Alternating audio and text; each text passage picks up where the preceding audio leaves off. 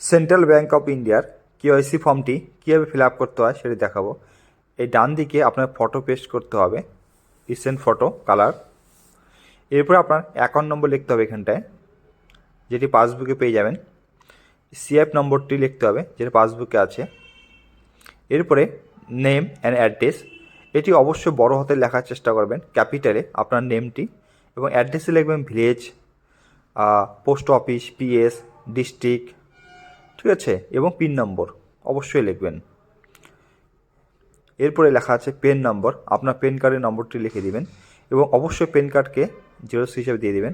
এরপর আপনার অকুপেশন, কী করেন আপনি কাজ, বিজনেস হলে বিজনেস লিখবেন।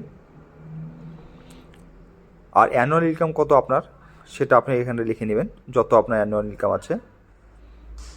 এবং সোর্স অফ ইনকাম কি, যদি বিজনেস হয় বিজনেস দেবেন, অন্য কিছু হলে অন্য দিবেন।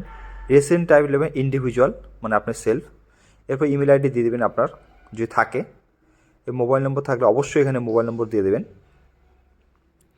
এরপরে আপনাদের কেওয়াইসি ডকুমেন্ট সাবমিট করতে হবে। কেওয়াইসি ডকুমেন্ট কী কী আছে, যেমন হচ্ছে এখানটায়